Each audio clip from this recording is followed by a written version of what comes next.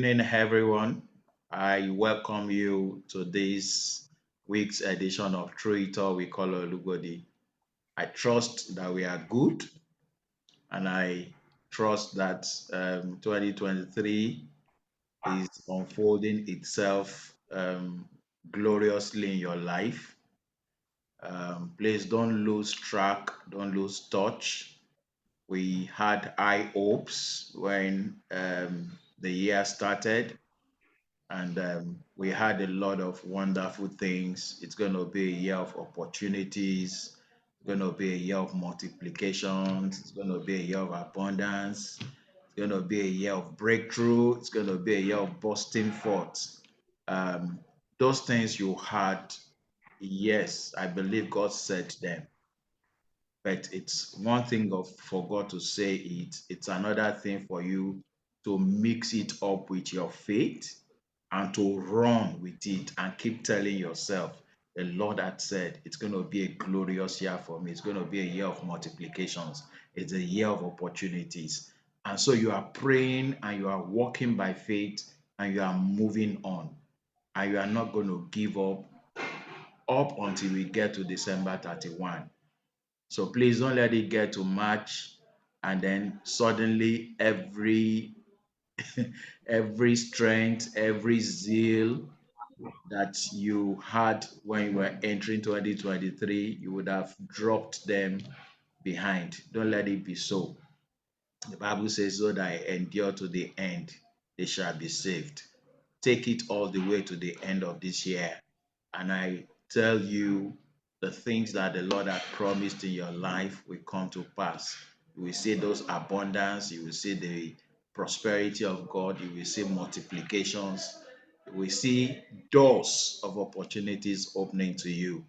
So I say, so shall it be in your life in the name of the Lord Jesus. All right. So through it all, it's all about encouragement. It's all about giving people hope. It's all about using other people's story to let you know that no matter what you are going through, this is not the end. It's not the end of the world, because we know that all things work together for good to them that love God and are called according to his purposes. So um, it's all about encouragement. And the name Through It All was derived from my book, Through It All. It's the memoir of my many trials and triumph. I shared my life in the book, all the troubles, all the trials, all the perils that I've been through in life, and how God showed up at every single one of them. So by His grace, I am who I am today, not because I've not been through troubles. I've been through many troubles, but some of us don't always look like what we've passed through. All right. So if you've not read through it all, please get a copy. Visit tia.com.ng, tia.com.ng to get a copy. All right. We are going to the business of today right away.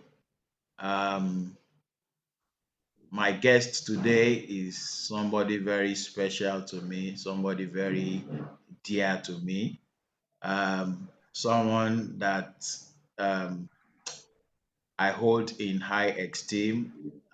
There's a place in my heart that she occupies, and it was years after we've been friends and we've been mentors and mentees that I actually discovered that she's a cousin to my wife. I knew her dad separately. I knew her separately. So it was later that I knew that. Oh, no wonder there's a blood thing that really brought us together. All right, so Toby, thank you so much for agreeing to come on Through It All tonight. So nice to have you here. Yeah, thank you so much for having me again. All right, so I will pretend as if I don't know you at all, and I'll be asking the questions as if I'm meeting you for the first time. All right. All So right. so let's start with who you are. So who is Toby Ajay? All right. So I like to say that Tobiloba is very interesting question. I'm a disability management advocate who works to promote inclusive education for children with cerebral palsy in Nigeria. And before you ask why cerebral palsy, let's just put it out there that I have cerebral palsy myself, and I am able to attribute everything that I have done and become to the fact that my parents were relentless about me getting an education that was inclusive in the same settings as my typical peers and as my siblings. And so I've committed my life's work to ensuring that the next generation of children like me are able to access the same quality education as their peers and that they are not hindered or limited based on someone's assumptions of their inabilities based on their diagnosis of cerebral palsy. Yeah, that's the short version. All right. So thank you, Toby. Um, all right. I want us to go into your story, and Okay. as you share your story, it's actually not about your story. It's about you using your story to encourage and to lift up somebody out there. Is that okay? Hmm. All right. Okay. So we are going to start from Genesis. Okay. All right. So you All can right. start. So like I always say, well, this part is reported speech. Anyway, my parents uh did not necessarily plan to have a birth child. They already had three children and were fine. And then they found out they were pregnant. And first there was the argument of are we keeping the child or not. And eventually, of course, they decided to keep the child because I'm here, right? Um, and then at 29 weeks of gestation, my mom went into premature labor, and then I arrived unexpectedly. Now, when she went into premature labor, when she got to the hospital and told the doctors, I'm in labor, they were like, you can't be in labor. We saw you 2 weeks ago at the 7 week appointment. You were fine. So, how are you in labor, first of all? And she's like, I've had three children. I know when I'm in labor, this baby's coming now. Well, before they could, finish arguing, get an incubator ready, I had popped out, and here was this child weighing 1.1 kg, and yeah. So they were there, and even the doctors were not sure exactly if I was going to be able to, make it home. So they quickly set up an incubator, put me in the incubator, and the doctor put my father out into a meeting, like a man to man. Let's have a man to man conversation. See this child that you going to that house, Mr. Man, you are not going to be able. Let's get it. I know your family. You already have children. You're not looking for children. Like you're not in the group of them that are waiting on the Lord for the fruit of the womb. You already have children. You already have a new child. You have no children. You have no business trying to keep this child because this child is going to have issues, and this is not the kind of child that you are going to be able to afford. My dad sat there. My dad said he sat there and he clearly heard God say to him, I didn't give you this child for the child to die. And so he, in turn, turned to the doctor and said, do whatever he has to do to keep my child alive and take my child home. So the doctor was like, okay, it's all right. It's your money that you want to spend. Go ahead. My dad likes to tell the joke about how the cost of keeping me in an incubator for a day was equal to the cost of actually sleeping in Sheraton Tower for a day at that time. And so he jokingly used to call me his Sheraton baby. Like, man, this child, he would jokingly say, this child, so she's popped out of her mother's womb. She has not known the meaning of cheap. Everything she did, everything she did from the day she was born was expected to cost me money. But the interesting thing was he strongly believed that he heard God. And so he went back to the God that he heard and said, God, you told me that this child was not going to die.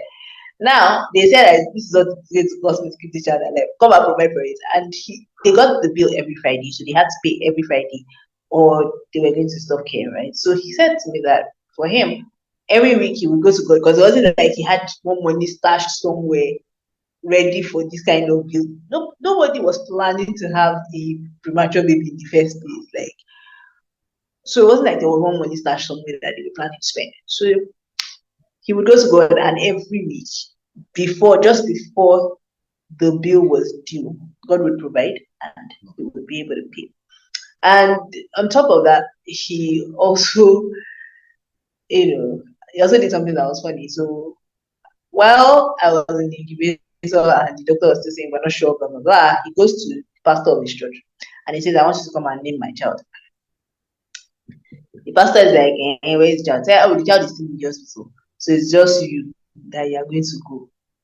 So most people are like, but won't you just wait till like the baby is fine and everything, and then you can do like proper naming plus like Thanksgiving and everything. Say no. I believe strongly that if I give this child a name, this child is not going to die. So the doctor follows him. I mean, the pastor follows him to the hospital. Say, okay, what does name your child? Pastor gets there. Pastor is looking around like, where is the child? And then my dad points to me in the incubator, and the man, like, he blots out with that thing that looks like a lizard. And I was like, yeah, that's the child. Yes, yeah, that's the child they're about to be. I mean, I guess that pastors say a lot of things, so they're used to seeing strange things and strange beliefs like their congregants. So the man just honors the faith of the man that has called him to come and name the child, and he takes the list of names and then he names me, and he goes like, "Well, I do not know what these people are about, but that's fine, you know." And so probably my mom at this point she had gone home. Like she was like, I'm a midwifery nurse, 1.1 kg, and I do not know what her father is up to, but I'll keep sending people breast milk. If she makes it, fine. If she doesn't, we're good. Obviously, I make it because God has a plan because I put my head. So yeah. And then I get home.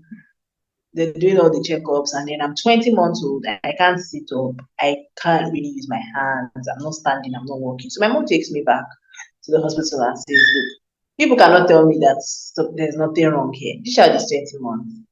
This has gone beyond delay. This has gone beyond slow. This is something is off." So she eventually sits there and says, "I'm not leaving until you get me diagnosis." So they do. I mean, they finally get all senior doctors to come in and check. And then doctors are like, well, sorry, your child has cerebral palsy. And now my mom, she's a medical practitioner, right? So she knows this. She hears that diagnosis and she's like, we have inside one chance. So she goes home, tells my dad, we're done. She be, you having faith, Abby, that good. Now we have a child that has cerebral palsy. My dad's like, what's that? Okay, let me tell you what it is. You see when these babies that come out early and they were struggling to find the paper, damage had happened to the brain. You see that time that she's not crying, that was the brain trying. And that's why when babies are born, just in case you don't know why nurses seem to be fixated on the baby crying above all else, that is the reason. If the baby doesn't cry, baby doesn't get oxygen. The only way that they're going to, when the baby is attached to the umbilical cord, they're getting oxygen through the mother. The minute that umbilical cord is severed, the baby has to begin to breathe on their own. And the way that they're going to activate that thing is by crying. The minute the baby doesn't cry, the brain doesn't get oxygen, the brain starts to shut down, brain cells begin to die. Wow. So that was pretty much what happened. I didn't get oxygen for about 5 minutes, brain cells died. But it was basically the brain cells of the parts of my body that control my muscles, and so hence the diagnosis cerebral palsy. And so my mom had a litany of things I wasn't going to be able to do. I wasn't going to be able to walk, I wasn't able to use my hands, the way she was going to be intellectually competent. But the thing was, they couldn't say I was not intellectually competent. I was already 18 months and I was already talking in full sentences. So that one was out. They already knew that this one's intellectually competent. She just can't sit down, but this one's mouth will cause one yourself. So this one's brain, there's nothing wrong with it. And so my dad taught me this. This is something that I took from him that kind of shaped my life. So my dad basically said, okay, all right, so all these things she cannot do, but she can talk, right? And obviously her brain is there. So we're going to focus on the things that she can do. We're just going to celebrate that. And what can we do to for all these other ones? Is there like a cure? My mom was like, there's no cure anywhere in the world. We can't cure it. Okay, is there anything that we can do to like improve anything, like good therapy, but it's not set in stone. I'm not sure whether it will work and everything. So my parents started therapy. And it was not exactly an easy thing to do because we lived in Abule, but the nearest therapy clinic was in Bobi, which is a mountain. I mean, it's ridiculous to try to take a child from Abule to Bobi.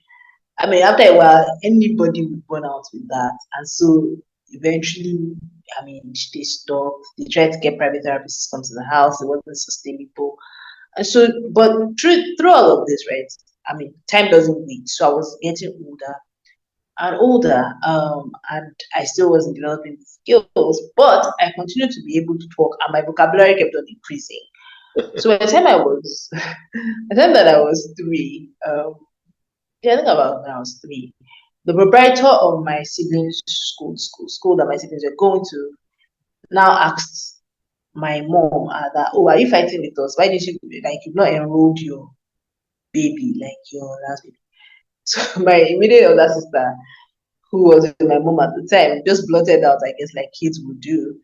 I said, our baby cannot walk. Maybe cannot work. She don't like that. Their baby walk. Because the Baba proprietor that was like, what's this child thing? So now to my mom like, what's the child thing? And I said, she's right too. That it's not like I'm fighting with you. The reason I've not brought the baby is that she cannot walk and she cannot even sit. So Okon and there, she just there. So the man said, okay, that he will come and see what they are talking about. So he came to the house himself. And I was there running my mouth and reporting my siblings. It was after school, I was in report mode because I basically they put me like I had like a place where I used to lie down and I see everything that's going on, you know. So I was basically just reporting. I was like running reports to my mom. This person did not watch their play. This person not do this.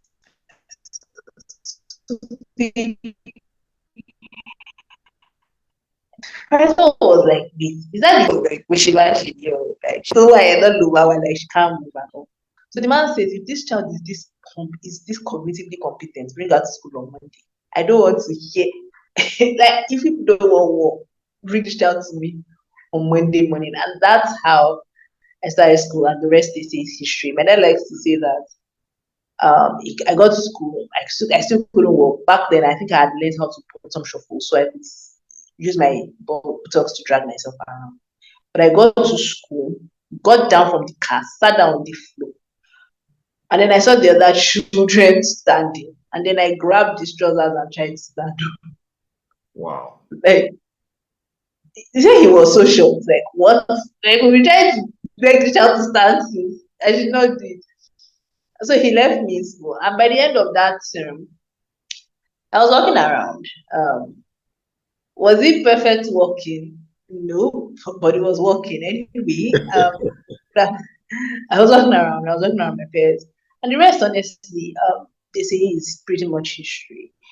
It was obvious that I was cognitively competent. I was smart. I had above average IQ. While I struggled to write, as long as you ask me the question orally, I'll give you an answer. I mean, as long as I was in that class, I didn't have to pay attention. I just had to sit in that class when you're teaching that lesson. I'm gonna remember. So the teachers immediately were able to say, oh, this child is smart, she just can't really like hold a pencil. But if we hold her hand, she tries and everything. And so the rest they say is history. I made friends. I mean, like, because children really honestly don't care. They are aware of the difference, but once they get used to it, they keep you moving. So I immediately made friends. And so I mean, I went on a roll, so to speak. I was doing well in school. But of course, as parents, I want to be parents, there was still the what can we do to improve? get her to work. What can we do? So we were still trying therapies. At some point, we tried surgeries. I remember that when I was primary five, I was going to primary six. I was out of school for a year, where we went abroad to get surgeries to try to correct the anomalies that happened on my legs. Because in the bid to walk and run around with my peers, I had taken my legs and disfigured them terribly. So I usually, when you walk, your feet are facing forward. Both my legs were facing inward, and I was walking on my toes. So it was a very, very ugly sight. Wow. But you couldn't even stop me from doing it. As far as I was concerned, I was walking, so yeah, I'll be all right. But so it was, now the issue was, how do we correct this anomaly that is almost becoming the norm? And so we had to get surgery to do that. And so we did that when I was about 10, between my 10th and 11th birthday. And I remember that throughout that 1 year period, my mom was making me take common entrance practice tests, also known as Osigo, the whole time. So that when I came back to school, I was not behind in any way, and I could then go on to secondary school. It was a very it was a very interesting experience. It was a very interesting experience, and so that's pretty much how I navigated the whole of the primary school experience. And then, of course, I went on to the secondary school of my primary school initially, which, Okay. of course, is a school I've been in for a long time, so they know me. By the time I was in year nine, my parents were now like, wait, this child is becoming local champion inside the school. It's time for her to learn some independence living skills. Because by the time we did the surgeries and then followed it up with therapies, I was able to then walk I was working to work better. Wasn't the best or working, but was better. I had more independence. I'd learned to work on my own. And so at that point, my friends were like, she has the skills that she needs, right, to like navigate a full life on her own now. So they sent me off to boarding school. So they sent me off to Lagos State public boarding school. And it was and that was a very interesting experience. Like that was so new. I had never left home before, and I was leaving home for the first time, and yikes. But again, people say teenagers are cruel, but I don't think that that's true, because I mean, teenagers are curious, but when you answer the question, they can be very helpful, because all of those things then helps me to then it was hard, it was very, very hard. Yeah, you have to measure that, you have to like, it was just hard. But that whole experience actually taught me like life has different like there are different flavors to this life. And so I had to learn how to navigate the different flavors of life and make it work. Um, and through it all, really, my parents were very big on providing what we call safety net to help me. Like, so, for instance, I went to a boarding school. One thing that you know about boarding schools, especially public boarding schools, that there's always an issue with water.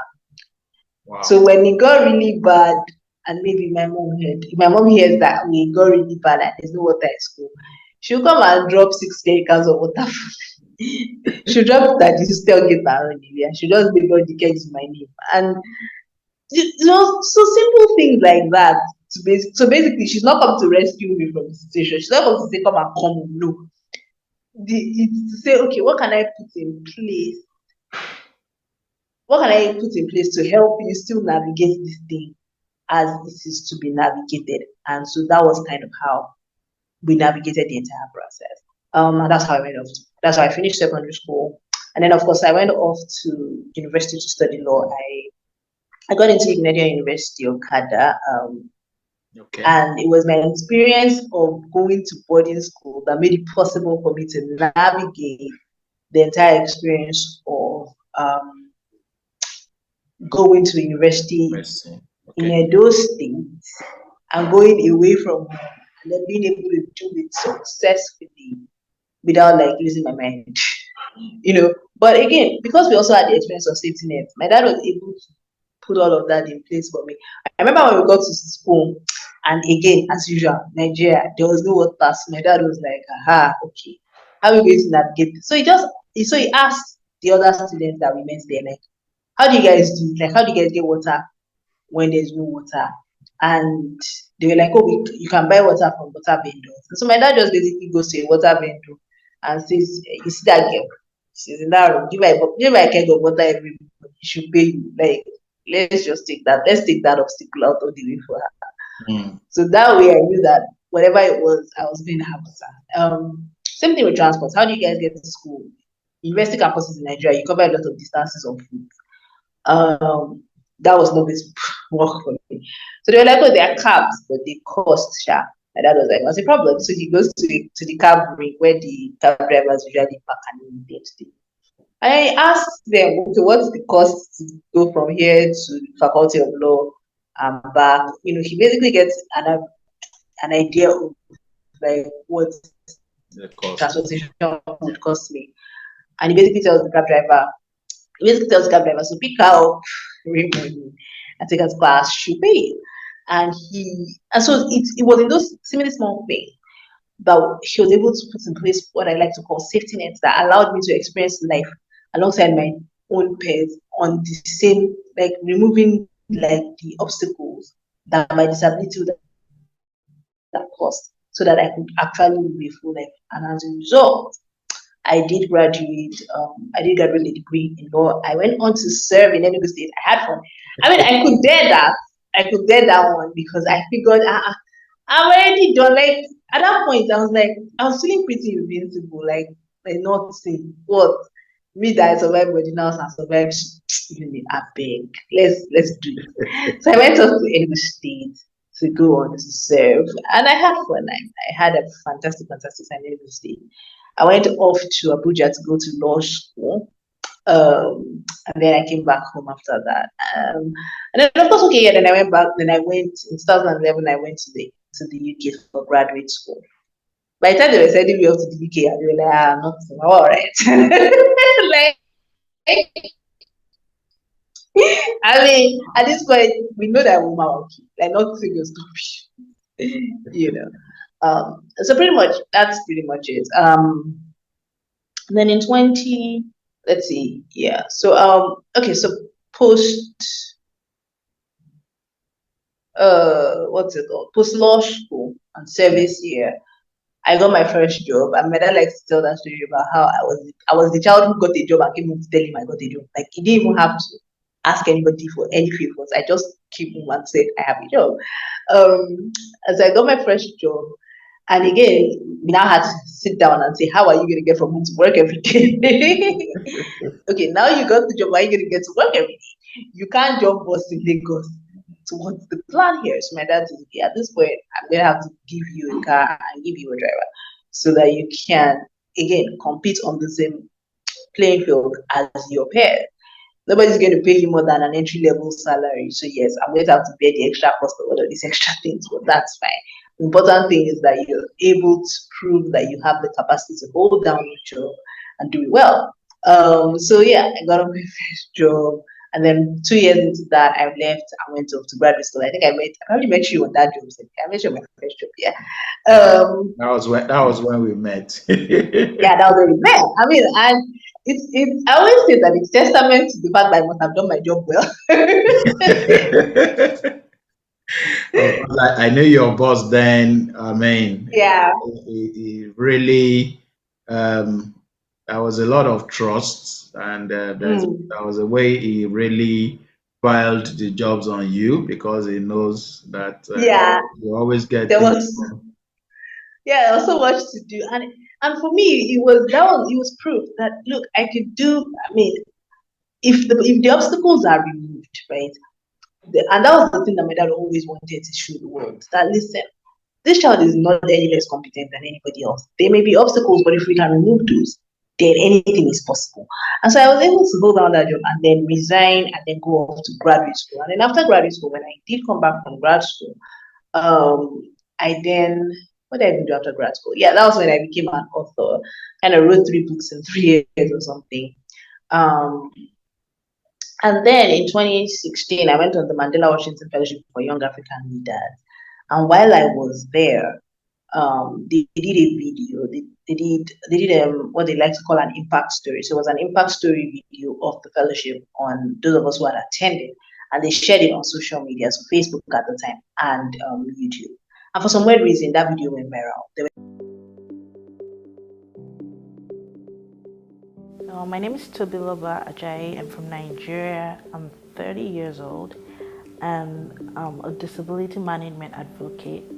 Focuses on advocating for the improved quality of life for persons living with cerebral palsy in Nigeria. I have been living with cerebral palsy my whole life, and so I know what it's like when you don't get the management and the care that you need early. I'm extremely passionate about helping families do the right thing and giving the kids the best lives that they could have given them with what they do have. In Nigeria, there's something about things that we don't understand or we don't classify as normal. If it's not classified as normal, we don't talk about it. And if we don't talk about it, then somehow we tell ourselves that it's not there. And unfortunately, because it's not being talked about, people can get the right information. So people will make up something to fit what they think it is and then continue to perpetuate that. And then we have a lot of problems. So trying to even get the word out can be really hard because people don't want to talk about it. So even parents who do have children that have this condition and should be the ones talking about it are the ones saying, we don't want to put ourselves out there because we don't want people to look at us funny. My country is very religious. We're pretty even down in the Christian or Muslim. It's almost like you cannot be anything else. You just have to be one or the other. And there's something about the way that we teach religion and we teach religious beliefs that makes it seem like if you have a disability, then there's something wrong with your faith. And so we have a lot of people that are in denial. I had gotten to a point in the work that I was doing that I felt like I was stuck. I felt like I needed something more. So the Mandela Washington Fellowship application opening was a way for me to get that outside perspective and see every time that I Googled cerebral palsy anyway, all of the things that came up were American. So it was a way to now learn from those who seem to know this thing and learn it and be able to now find something to come and apply and make the difference I was really trying to make. I instantly kind of relaxed when I got here and I listened to the things that people were talking about. I was like, okay, I'm not alone in this. We all seem to have really big issues in our country. So I'm not an isolated person. And that's one of the big things about, learning and interacting with the other fellows is realizing that there are other people out there who also are facing these same challenges and who also are looking for answers. It's very easy to look at everything that's not working and keep seeing that. One of the big things that I'm taking away from this program is to learn to tell our story and tell it correctly. The fact that things may look bad right now does not mean that there are certain things that are not good. And it's important that we tell the complete story so that we can not just focus on the bad, but focus on the good. And that would help us to now begin to actually work on the things that are not working. And so as young African leaders, it is important that we focus on the complete picture of our society and appreciate the good so that we can fix the bad. There's so many parents from all over the world who were like, because I said in the video that I have cerebral palsy, and they reached out. I love Nigerian parents just reached out and said, where did you go to school? How did you go to school? And it was a very weird question to me. That it didn't make sense. I was like, how do you go to school?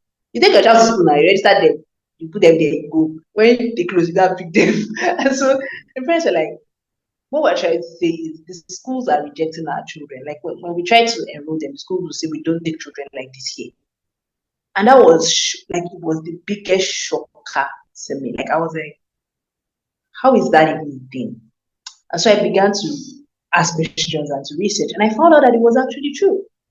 As in 2016, and it's still happening today, schools would, I still, just before I got on this call this afternoon, I called a school up, random call.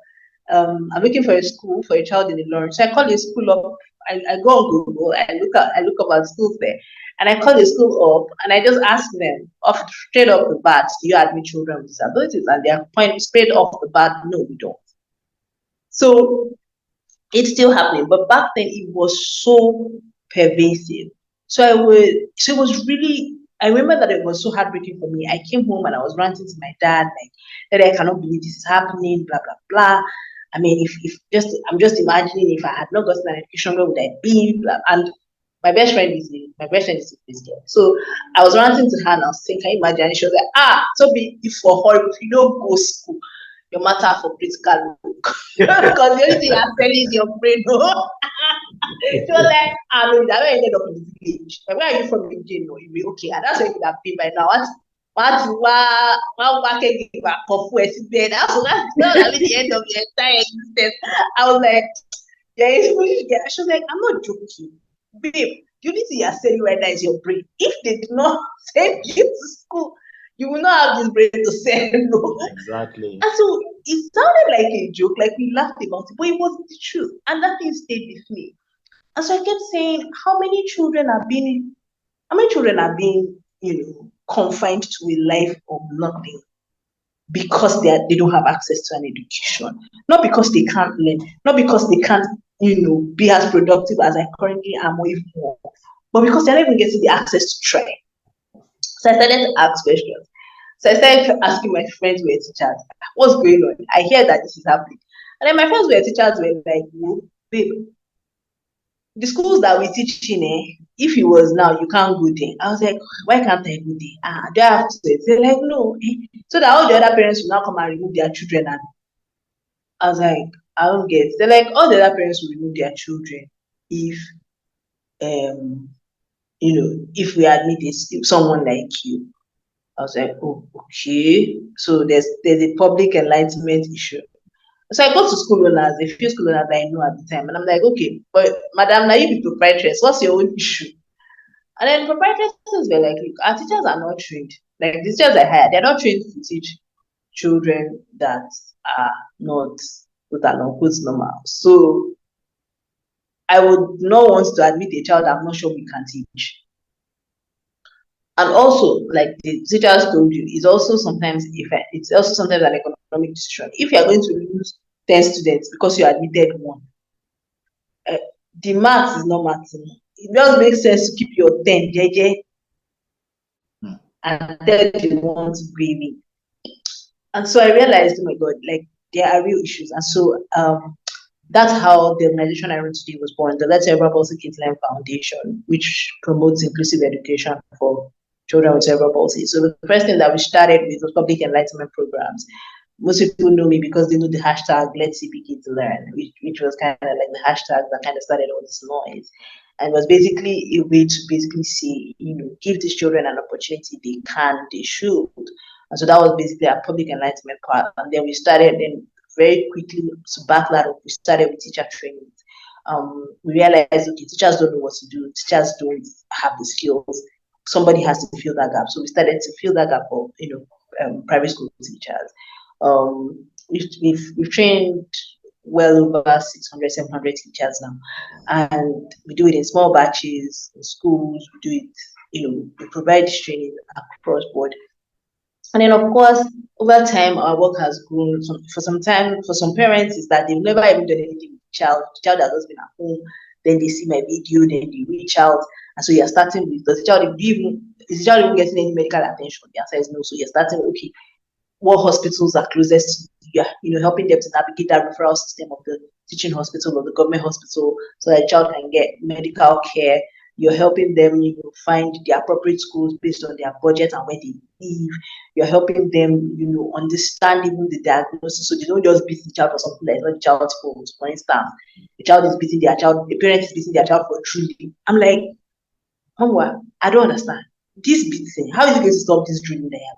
Because this child is not drooling because he wants to drool. They are drooling because the muscles of their mouth is weak. Yeah, exactly. And they cannot, it's not so we spend a lot of time just basically educating parents, helping them understand, what is a discipline issue and what is the cerebral palsy issue. So they stop treating everything like a discipline issue, because everything is a discipline issue in Africa. Everything is just used to cane. And so the child is just suffering for something that's the child's fault, So we spend a lot of time also just educating parents, and then also providing inclusive education support for schools.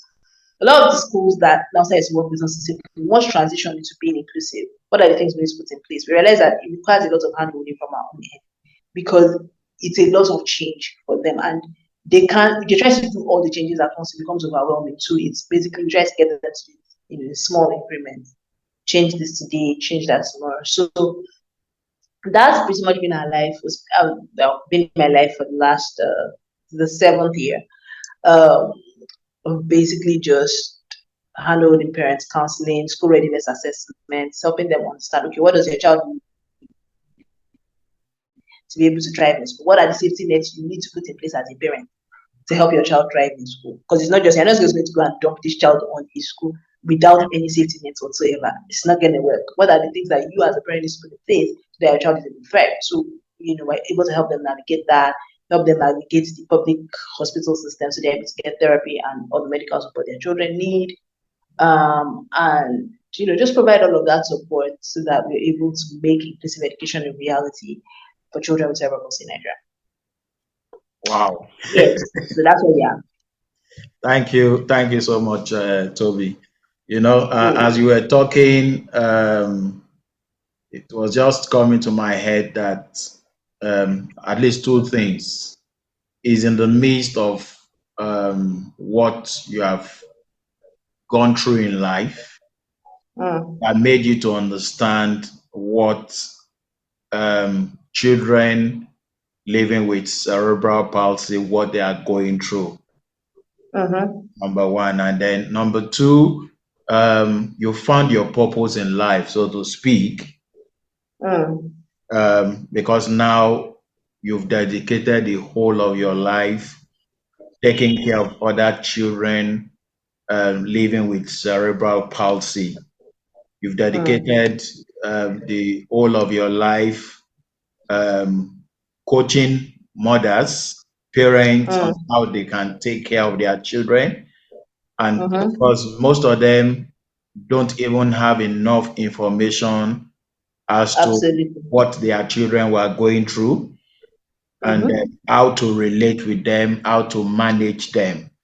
Mm, That's why, like you said, a mother will be flogging a child with cerebral palsy because food is dropping from his or her mouth, not knowing mm-hmm. that it takes a lot of um, effort for them to even be able to coordinate themselves to even Exactly. want to eat. And I know there are some parents going through the frustration and the depression of saying that how can I have this type of a child? You Mm, understand? So what you are doing presently is taking a lot of loads off parents' shoulders, mm, and then of course you going to the extent of now training teachers in various schools in knowing mm, how to cope with children living with disability. mm. So, first, Second Corinthians chapter 1, verses 3 and 4 says, thanks be to God, the Father of comfort. He comforts us in our troubles so Yeah. that we can comfort others Comfort of that are going through troubles with the comfort we received from God receipt. Yeah. when we were going through our own comfort. Yeah. You understand? Mm-hmm. I don't know how God does these things, but He doesn't mind distorting our lives and even like a potter creating us somehow so that He can Mm, use us as help for mm. others that can't even understand why our lives are like this. Yeah. So I see that so much coming from what you have said, and I thank God for your life. I know Mm-hmm. we both fought many times because you were doing this on pro bono basis. I still do. Okay, that means it's been long we spoke again. We need to discuss it. Ah, I still do. And I'll just put it out there. The truth is this: if I here's how I think about it. If I cannot make your life easier, I'm not going to make it harder. Mm, Cerebral palsy is the most expensive childhood onset lifelong disability in the world. It is expensive. So look, okay, so a parent comes to me. I do all of the counseling. and then I do the referrals. When they go to the hospitals, they're not going to attend to them for free. They're going to pay. They pay for the therapy, they pay for the transport to transport the child from their house to the therapy center. And then then we then transition and say, okay, the child needs to go to school. When they go to school, they're not going to be admitted for free, right? They're going to pay fees. Now there's safety nets that they have to fund. It's going to come out of their pockets as well. I don't think I have it in me to put additional burden on people who already have all of those expenses sitting on their backs.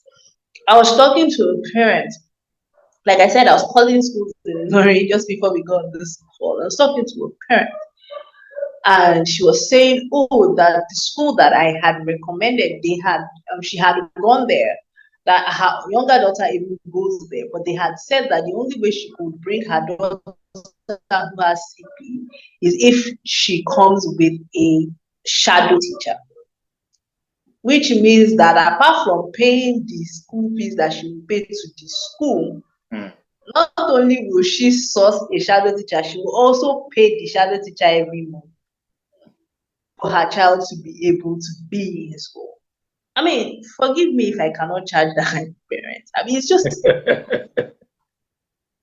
I should forgive you for that. But I mean, we're not to take offense that I dare to do this on pro bono basis.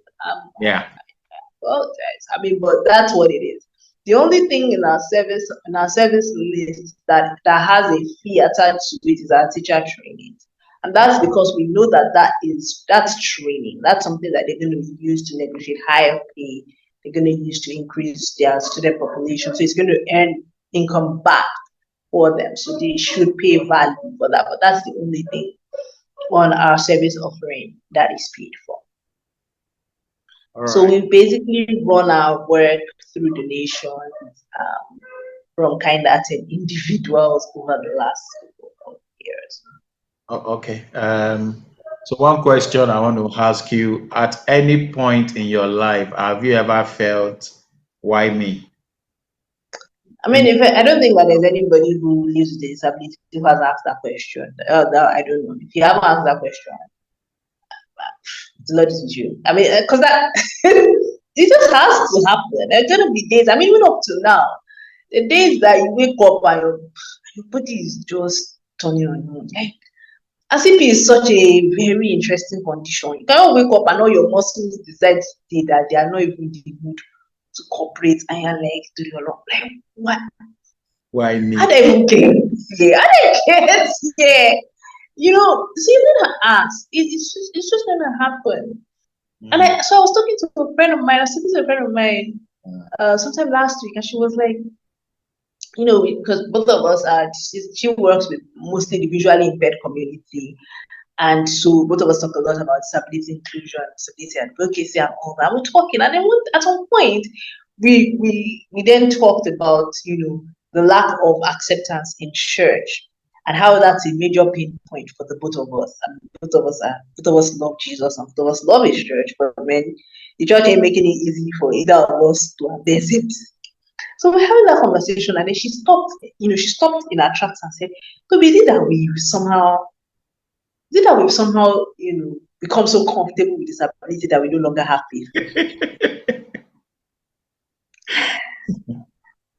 And I was like, you know, thank you so much for asking, because I know that I've been accused of that so many times by pastors. They say to me that you're complacent, that's why you don't have faith for healing. I said, but like for me, maybe because I came to a clear understanding of this thing. I saw we got over this matter when I was a teenager. I saw with God, I said, God, I don't get. Like, it does not make sense. There are 4 of us are children in this house. How is it that it's only me that is suffering like this? I mean, because if you are me, first of all, they started cutting into my body when I was 2 years old in the name of corrective surgery. They continued cutting into my body till I was like 11 or 12. And then my parents now started this whole therapy routine. And therapy is painful. Wow. I was having 3 sessions of therapy every day, 7 days a week, so 21 sessions every week. And I will through the entire thing. So basically, I was waiting for a minimum of 2 hours every day. So at some point when I was like 13 or 14, one day, and at this point, okay, I was already born again. I was raised in a family of faith, like I said. So I know Jesus. They already gave me Jesus a long time ago. So I said, Jesus, it's like, yeah, you are my need like shame. It's not hard enough. They say that you say that you love me, you say that you can do all things. How? Explain, because it makes sense. What's going on? How is it that I'm the only one that is suffering like this in this house? And I'm very grateful for the relationship I've always had with the Holy Spirit. I sat there and the Holy Spirit said to me, open your Bible to Mark 9. Okay. Hi, my Bible. Now open my Bible to Mark 9. And it's the story of the man born blind. The Bible never gave us. And basically, in that story, and for those of us who grew up in church, you know the story, right? This guy was born blind, and he goes, Jesus, son of David, have mercy on me. So Jesus heals the guy, no doubt. But then his disciples now ask him, like, Jesus, how far? This guy, why was he born blind? Like, did he sin me? Or did his parents, but again, it can't even be that he's the one that sinned because he was born like that. Was it that his parents sinned me and then the result of their sin was that their child was born blind? And then Jesus answered, he says to them, and he says, nobody sinned. This guy was born blind for my glory to be revealed. Hallelujah. That scripture is John 9, not. Oh, it's John 9. Yeah. So I sit there and I'm like, okay, go on. This person says, hey, that's your answer. So you're suffering because there's a glory that needs to be revealed through that suffering. Unfortunately, you can't even go around the suffering. You kind of have to go through it. I'm like that. Okay, no problem. So that kind of settled it for me. Settled it for me as a teenager. So as I grew older, and I would run into believer circles where everything is always about have faith for healing, lay hands for healing, blah blah blah. And I would, I was never moved by it. So it was always this argument of you don't have faith, you need to have more faith, you need to exercise your faith, you need to pray more, you need to fast more, you need to give more. And I was just never moved by all those things. So when my friend asked me last week, I said that you see that Jesus right now, Jesus has not changed the instruction. What he told me over 20 years ago was that this was for his glory. He hasn't changed his mind. When he does, I'm sure he'll tell me. And he doesn't have a problem with healing me when he does. But as far as he has not changed his mind and this is still for his glory, I'm just going to continue to live like this, knowing that his glory is revealed through this. So that pretty much helps me. But do I still have my whiny days? Of course, I have plenty whiny days. And many days where this life is hard. I'm not going to sit here and say it's easy. It's hard. It's very hard. Your cost of living is times 4 the cost of living of the average person. I'm talking to my auditors this week. We're trying to finish my organization's audit. And they're basically asking me, so we don't see, you didn't include depreciation for your car. And I'm thinking, oh, that's true.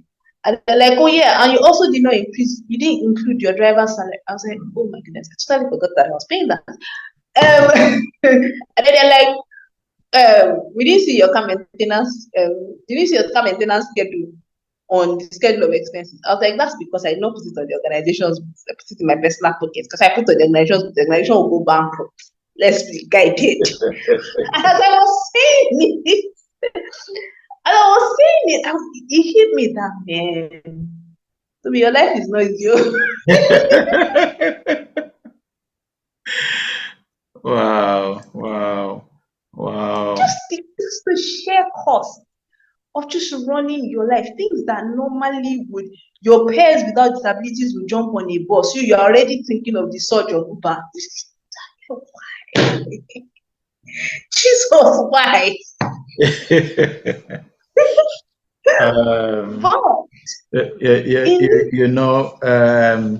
I think that scripture you quoted um, goes for every person living with disability that will also align with it. You Yeah, understand? I basically said to my friend, though, I said, go and sit with God and get your own scripture. That is the scripture that I got. You may have a different one for you. But I was 15 when he gave me the scripture, and I have run with it since then. So there's nobody. I don't. For me, it even became an easy way for me to even kind of sift through pastors and quote and unquote men and women of God. It's very easy. If I'm sitting in a meeting and the first thing you begin to speak to me about is how you need to lay hands so that I can get healed, you are not sent to me next. I not sent to me next because you that are sent to me will see past it. Mm, So if mm. you can't see past it, you're not sent to me. Let's be moving. So it has helped me. So I don't get swayed by every wave of doctrine. Wow, wow, wow. The Bible says that we have all been, God foreknew us even before we were Yeah. created. Mm-hmm. For all that God foreknew, He You predestined. predestined. This And is the for all He conversation. predestined, He called. And for Yeah. all He called, He justified. And Justified. for all He justifies, Justified. He glorifies. Yeah. All right, so that lays credence to that scripture in John 9 John 9. Yeah. that this man was made blind from birth, so that a day will come that God will show his greatness through his life. You Mm. understand? Sincerely speaking, your life is already a wonder to many, Tobiloba. I was still talking to someone yesterday, and your name was just popping up here and there, and I said, "Yeah, she's my wife's cousin." So I'm basking in the euphoria of your glory. So that I know her. I know her. Oh yeah. I mean, you, you you, get you to you know. get to claim me on many levels. So obviously the glory that God talked about, the reason why he made me and you the way we are, it's playing out. You understand? Mm. And it's all for his glory. We are in this world. Mm-hmm. The Bible said he made us for his own purpose. We Yeah. are made because of him, and anything that God makes is for good. So Mm. we give him all the praise for the way we Yeah. are. You understand? Now I want you to really, now we are wrapping up. I wanted to encourage and talk to parents out there or people living with disability. You've lived with disability with cerebral palsy for like 30 something years now. You Yeah. understand? And by the grace of God, you are still who you are, and you will Mm. yet be who you are. You understand? Mm. For some of us, sincerely, that know you, um, there are some quarters that when you mention Tobiloba Ajay, everybody say, "Oh, we know her, that very brilliant lady that is Mm. that." You understand? So I really want you to encourage parents out there. Maybe their children are just 10 years old or 15, Mm. and to them they are thinking, "Oh, is this how we are going to be turning with this thing for the next 30 years?" Yorubas will say, Yeah. Ambani, you understand? Is this how we are just going to just be Yeah. going on with this thing? I want you to talk to them. So here's what I always say to parents. First things first is to come to a place of acceptance. Now, is to come to a place where you say, look, this is my child and I accept my child.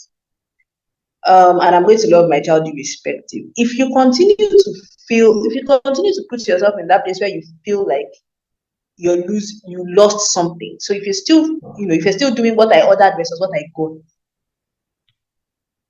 you're losing out and your child will lose out. Mm. Mm. It's important that what you got, you accept it and you love what you have. When you love your child, you're able to see past their disabilities to their abilities. You see, when a parent starts to have a conversation with me and all they can tell me about is how their child cannot, their child cannot, their child cannot, their child cannot, I see a parent who is still struggling with acceptance. When I'm Mm. talking to parents who have hit acceptance, first they tell me about how their child is cute and how their child is smart and how when their child smiles, their whole face lights up. Then they now say, but she still can't. I know a parent who has hit acceptance, who sees the full gamut of the child, not just all the things the child can't do, but all the things that are great about that child. Because see, God does not make junk. Mm. God That's made your true. child and he did not make a mistake. God did not That's make a true. mistake. And if God gave you that child, God has a plan. You cannot decide to work with God and get to the outcome of that plan. But you can decide to go on your own journey and be frustrated. Well, I can't help you. The truth is that cerebral palsy is lifelong. If barring a miracle, we can't cure it. So stop looking for a cure. It does not exist. Mm. Sit with your child's doctors and fashion out a sustainable management plan. Listen, cerebral palsy is a marathon. It's not a sprint. Don't think that we'll do therapy for 2 years, then we'll stop. By that time, the child will not be running. Go. Okay. Let's just say that, my friend, settle in that the therapy that we're doing, we're going to do it for the foreseeable future. Mm. So when you are calculating your therapy cost, let it be something you know that you can pay for the foreseeable future. Also, the thing about safety nets, also think about it. What are the things that I need to put in place so my child is able to thrive? And thriving will look different for everybody. In my own case, my parents were able to get surgeries and I'm able to walk on my own feet. For some children, they're going to be wheelchair users for the rest of their lives, and that's fine. Mm. For some children, they're going to need a human being to support them for the rest of their life. That's fine. I was talking to a sibling of an adult with cerebral palsy yesterday, and she was calling because they didn't know what to do. He was in his 30s, their mom late 70s. Of course, she doesn't have the energy to take care of a 35-year-old man anymore. So the older sibling, the older sister, was the one calling me looking for help. And I said, look, you guys need to redefine what you mean by independence. When you're thinking about functional independence for your brother, you need to start thinking about what can we do to make sure that he has the skills that he can sell to earn the income that he can use to pay for the support that he's going to need. If you think that you will get to a point you will no longer need support, you're joking. He's 35, he has not got it there. So one thing you have to know is he probably needs support for the rest of his life. But does he have the skills that he needs so that he can earn the income that he needs to earn so that he can pay for that support? And so that he can even identify what support he needs and pay for it. So for instance, there are certain things that always need support from, but like, you know this one. Because I remember one time like this that it's like God's grace that I don't even pay my driver now. So push it out into his Sorry, I didn't get that. The I truth didn't is get that that. Sorry. whether we like it or not, I probably will never be able to drive. You know, there was a time that it was by the grace of God that you're not the one that started paying my driver. So maybe I should shift that bill to your pocket now. Say, I will think about it. We'll think about that one in camera. Okay. There's certain things that I will never be able to do. Barring a miracle, for instance, I probably will never be able to drive. So I'm waiting for self-driving cars. But pending when that will happen, I probably always need a driver. This means that it is an expense I will always have to be able to pay for, which means I will always need a car, which means that I have to think about fueling the car maintenance, all those things are expensive. There are certain things. So, for instance, most people will go, I'm a girl, so you're expected to be able to cook and clean and go to the market. Look, my friend, nobody come and stress my destiny. That's why there's something called Spammer. That's why there are plenty of apps on which I can order my stuff online and they can deliver it to my house. Will it cost me a little more than the average person that goes to the market? Yes. But is it convenience? Absolutely. Does it work best for me because I have disability? Great. Right now, there's even one of those apps that if I buy vegetable, I can tell them to cut it before they bring it to my house. Look, there's another one where I can actually tell them to blend the pepper before they bring it. These things are going to cost me, but what it is that they help me to be able to live independently. Now, what my parents have done is that they've given me the skills with which I can earn the income that allows me to pay for those supports. And that's how you need to begin to think as parents. What do I need to put in place so that when I'm no longer here, because the truth is that none of us is going to live forever. You're not going to be here forever. So it's to say, what do I need to put in place so that when I'm no longer here, this child has the tools that they need to be able to get the help that they need and be able to live life on their own terms. It doesn't have to be how their other siblings live it. It's on their own terms. And it's a parent who has his acceptance. So it's not sitting down and saying, why me? Woe is me, my life is over. That will be able to think like that. So the earlier we get to that point, the better for all of us. And as you can see, cerebral palsy is not a death sentence. I don't care whether your child is non-verbal, your child can't sit unaided, your child can't see. Some of the smartest children in my organization's care list today are non-verbal. They are topping their classes. They are not talking. Yes, they are topping their classes. The kind of scores they are getting, even their mates that are talking and running cannot get it. So all of that is not a determinant of your child's future. Your child not being able to talk, walk, use their hands, they are not a determinant of your child's future. It's a function of how much you're willing to put into preparing your child for life on their own terms. And it's going to look different for everybody. I'm not asking everybody to go and become a lawyer. Actually, it's overrated. It's too much hard work. Everybody can go and do something else in their lives. I mean, for some people, it might just be that they're able to run a business from their homes. And thanks to the advent of technology now, there's so much that people can do from their homes and earn income. So they don't require them to leave the house. So there's so much that's possible, but we have to be able to go past the woe is me, this was not what I planned, this is not the and move and say, this is what God has given me. How can I partner with God to bring out the best in this child that God has given me? That's your job as a parent. Please focus on that. And if you're a person with a disability, I know your parents didn't do, yes, I hear you, yes, they didn't do it, they did not help you, it's okay. Look, it's time to start helping yourself. You cannot continue blaming your parents. Your parents did what they did best they could, what they had. Okay, now do your own. Wake up and smell the coffee. You can't keep blaming your parents for what they couldn't do or didn't do for you. The question is, what are you going to do for yourself? How are you going to, go beyond the woe is me, pity me because I have a disability? Which please don't bring near my doormat because I'm not exactly nice. And say, what value am I?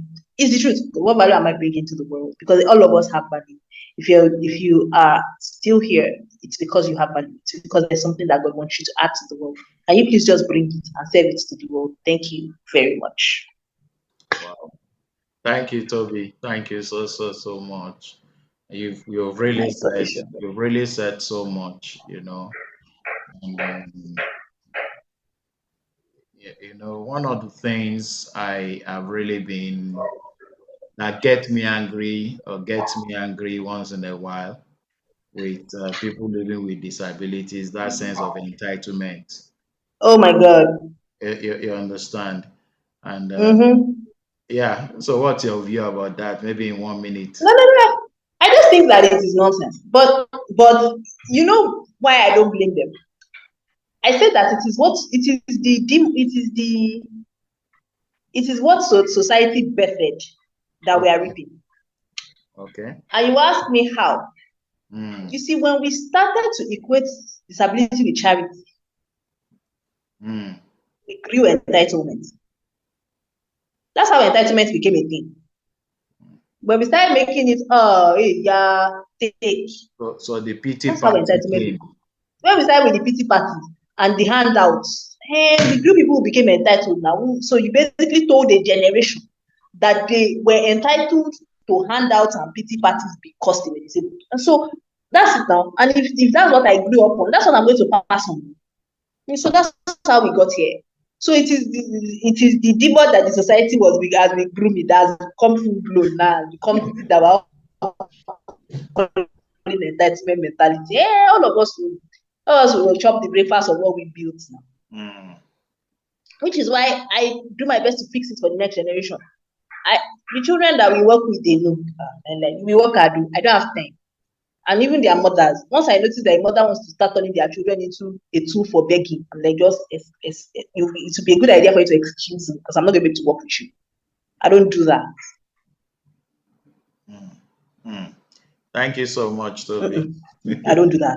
Thank Please, you let's so just much. get All right. you know. So Um, my you've my said a pleasure. lot. My pleasure. You've said a lot. All right. So please, if you are somebody living with disability, um, you still have a life to live, whether you like it or not. And you saying you want to kill yourself, that also is a that means there's not much to you in the I mean, first. so again, Mm. I think that we should also address that, right?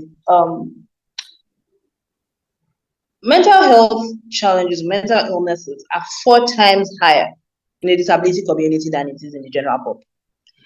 And the earlier we know this, and so when I'm talking to parents, I talk to them about this a lot. I say, look, watch out for your child's mental health because your child has a four times, um, 4 times higher chance of having a mental illness than their peers that are not disabled.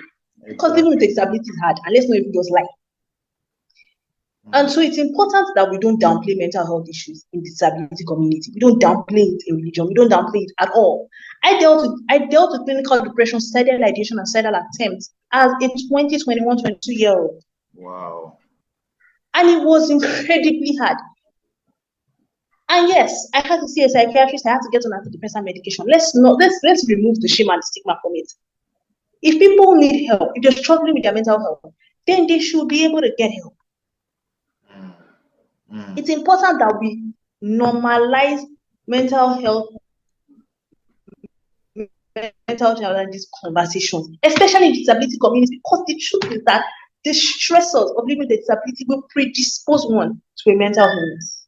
Exactly. So it's important that we normalize that conversation and we normalize it from teenage years. From the time that a child is 12, 13, we need to start screening them for possible mental health challenges and start providing support.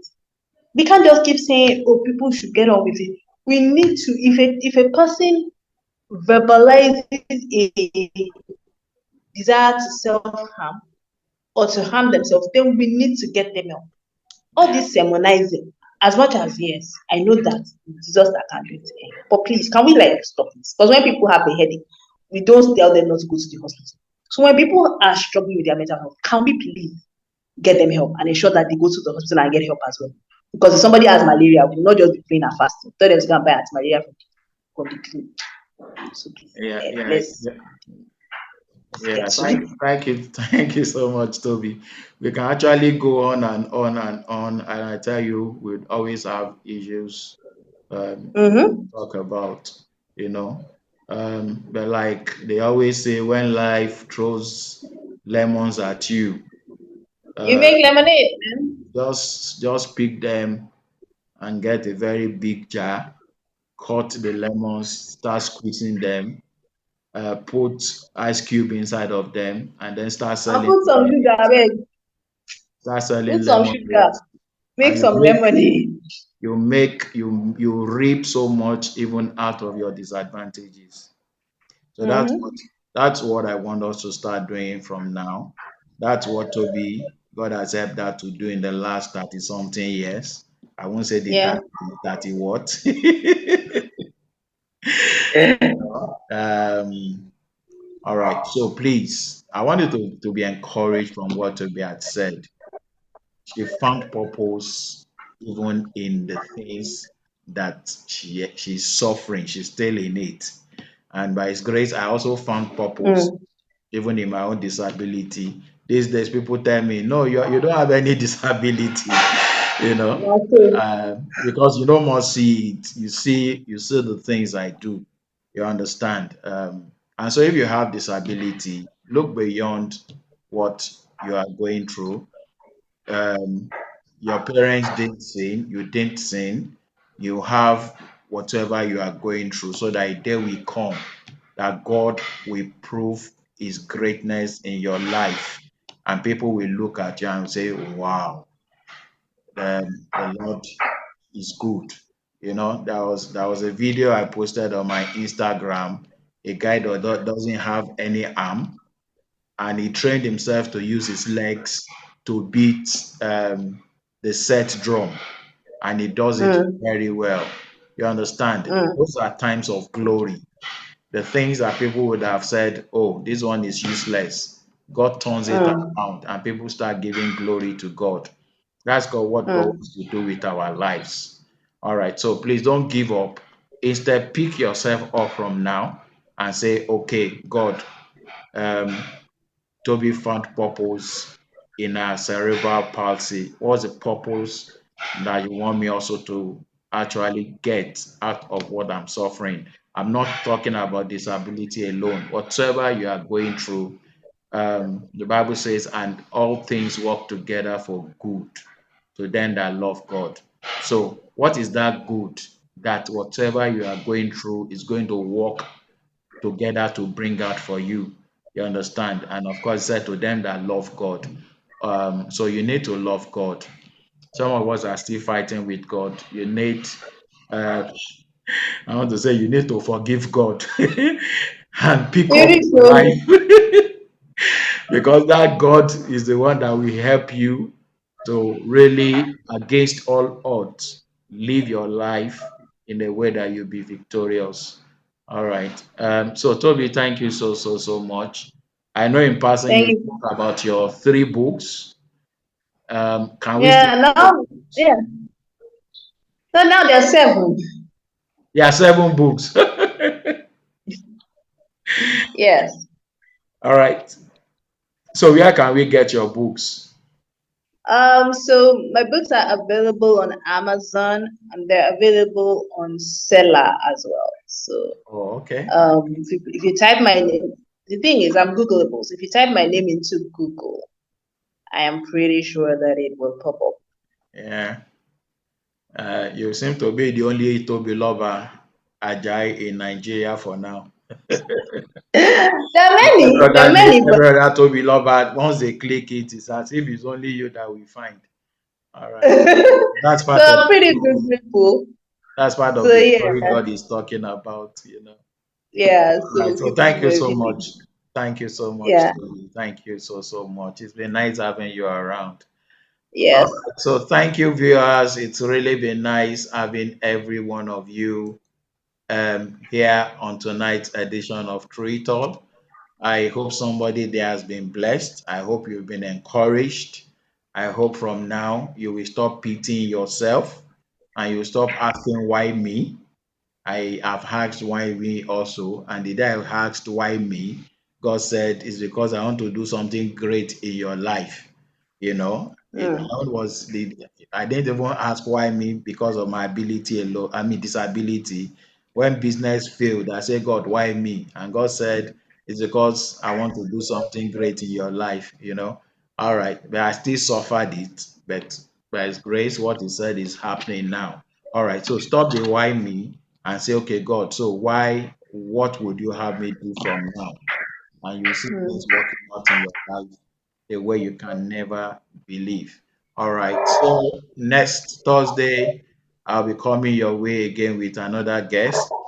If you have any question, maybe you want to get in touch with Tobiloba, just send me a message and I will link you up with her.